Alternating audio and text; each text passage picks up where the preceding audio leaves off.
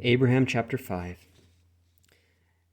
And thus we will finish the heavens and the earth and all the hosts of them. And the gods said among themselves, On the seventh time we will end our work, which we have counseled, and we will rest on the seventh time from all our work which we have counseled. And the gods concluded upon the seventh time, because that on the seventh time they would rest from all their works, which they, the gods, counseled among themselves to form, and sanctified it. And thus were their decisions at the time that they counseled among themselves to form the heavens and the earth. And the gods came down and formed these, the generations of the heavens and of the earth, when they were formed in the day that the gods formed the earth and the heavens, according to all that which they had said concerning every plant of the field before it was in the earth, and every herb of the field before it grew.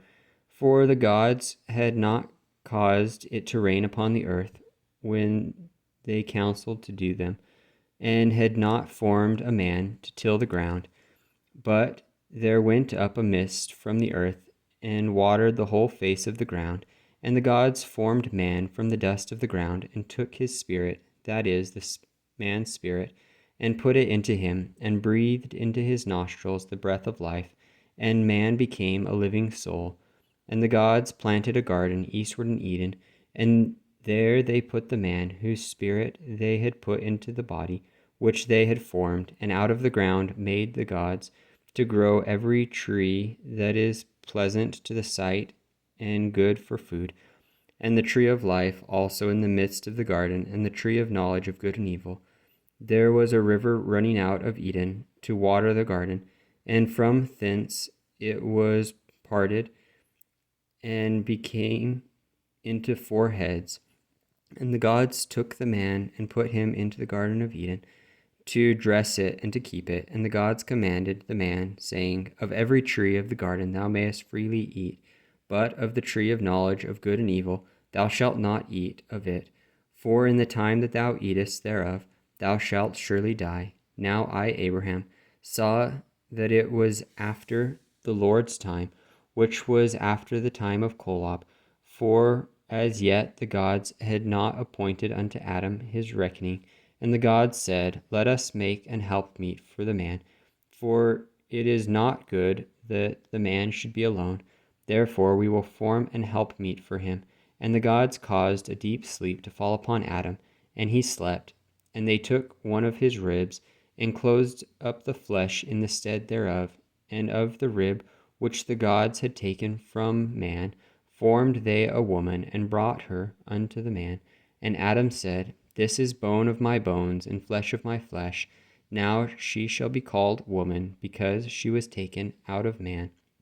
Therefore shall a man leave his father and his mother, and shall cleave unto his wife, and they shall be one flesh. And they were both naked, the man and his wife, and were not ashamed.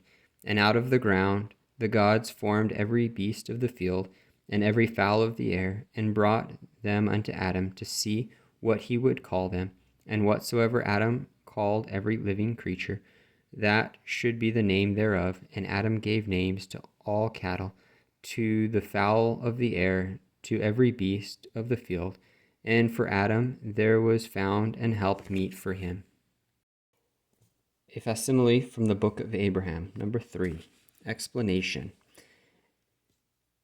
1.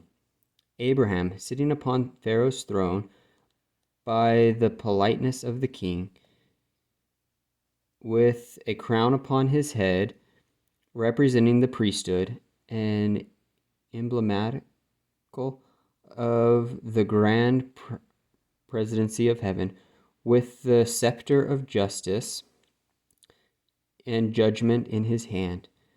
2.